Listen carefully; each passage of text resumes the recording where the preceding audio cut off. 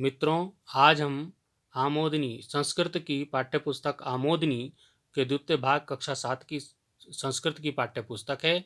इसमें प्रथमा पाठ धन्यम भारतवर्षम के अभ्यास प्रश्नोत्तरों का अध्ययन करेंगे आज के वीडियो में। तो आइए अभ्यास प्रश्नोत्तरों का अध्ययन प्रारंभ करते हैं। हमारा जो पहला प्रश्न है वो है एतत् गीतम सस्वरम गायत। इस गीत को सस्वर गाना है। तो ये गीत जो है धन्यम भारतवर्षम धन्यम, इसको सस्वर गाएंगे। ये बच्चों द्वारा ये गीत गाया जाएगा। धन्यम भारतवर्षम धन्यम, पुण्यम भारतवर्षम पुण्यम। तो इस प्रकार से आप इसे पूरे गीत को कक्षा में गा सकते हैं, सुना सकते हैं। अगला हमारा जो दूसरा प्रश्न है हिंदी भाषायाम अनुवादम कुरुत। हिंदी भाषा में अनुवाद करना है। ये कुछ पंक्तियां हैं। यस्य संस्कृति तोषदायिनी पापनाशिनी पुण्यवाहिनी यत्र पुण्यदा गंगा याति सिंधु नर्मदा सदा विभाति सरस्वती च धन्य धन्या यमुना कृष्णा मान्या मान्या शृणुमो यत्र च वेदम पुण्यम। इन पंक्तियों का हिंदी अनुवाद करना है। तो हिंदी अनुवाद आप यहाँ पे देख सकते हैं। जिसकी संस्कृति संतोष देने वाली है, पापों को नाश करने वाली और पुण्य देने वाली है।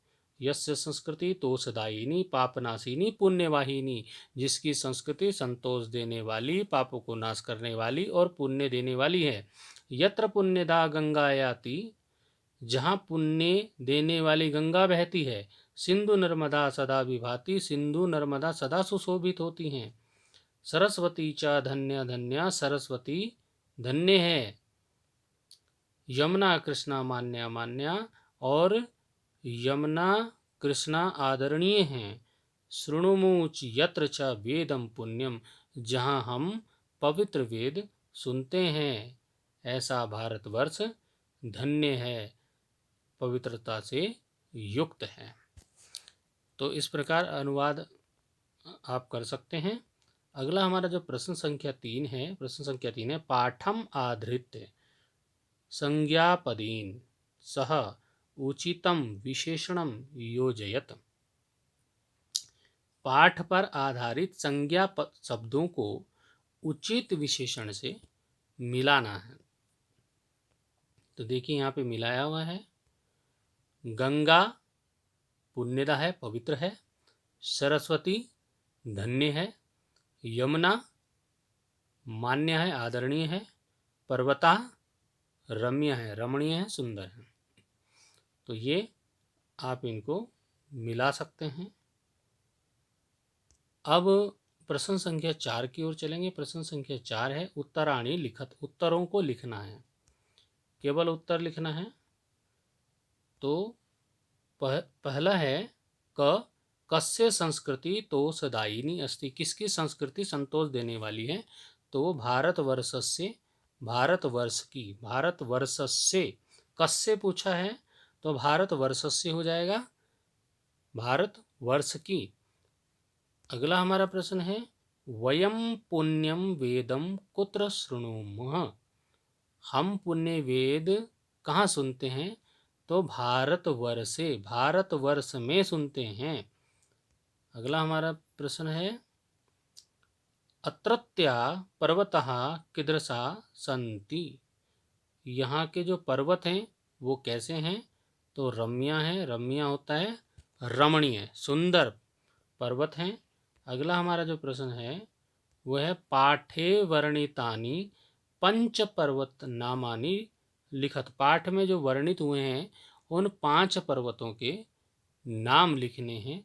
तो वो 5 पर्वत हैं कैलाश पर्वत, हिमालय पर्वत, विंध्याचल पर्वत, सतपुड़ा और अरावली की पर्वत श्रृंखलाएं, पहाड़ियाँ।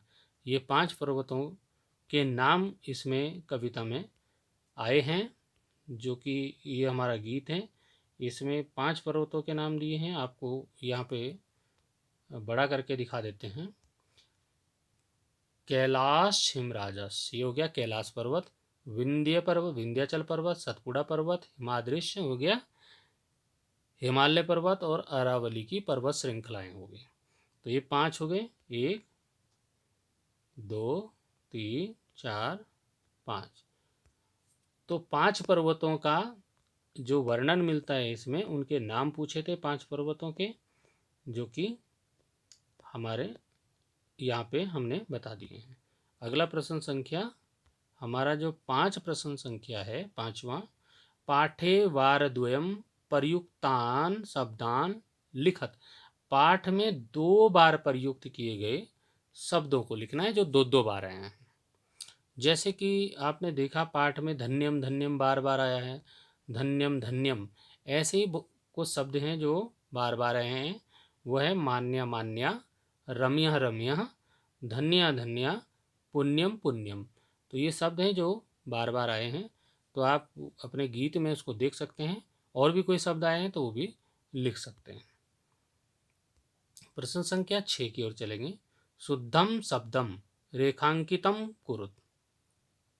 शुद्ध शब्दों को रेखांकित करो। यहाँ पे कुछ शब्द दिए हैं, जैसे एक उदाहरण भी दिया है, तोषदायिनी, तोषदायिनी, तोषदायिनी।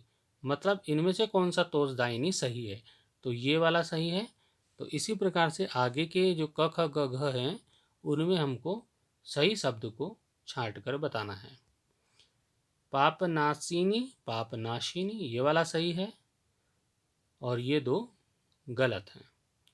इसी प्रकार से संस्कृति गलत है, संस्कृति और संस्कृति, तो यहाँ पे ये वाला सही है, क्योंकि ये भी इसमें संक के ऊपर यहाँ पे अंक की मात्रा नहीं है, तो ये वाला गलत है, ये वाला गलत है, और ये वाला सही है। इसके बाद पुण्यवाहिनी, पुण्यवाहिनी, पुण्यवाहिनी और पुण्यवाहिनी, ये सही है, ये 2 गलत हुए। इसी प्रकार से पुण्यम, ये पहले वाला ही सही है, ये वाला गलत, और ये पुण्यम भी गलत है। तो इस प्रकार से आपको शुद्ध शब्दों को रेखांकित करना है। तो ये रेखांकित मतलब रेखा खींचनी है, ये लाइन खींचनी है। तो इस रेखांकित करके आप उसको उत्तर लिख सकते हैं। तो इस प्रकार हमने जो हमारा ये धन्यम भारतवर्षम जो पाठ है, इसके अभ्यास प्रश्नोत्तरों का अध्ययन हमने इस वीडियो में किया। अगले वीडियो में हम अगले पाठ का अध्ययन करेंगे। तब तक के लिए धन्यवाद।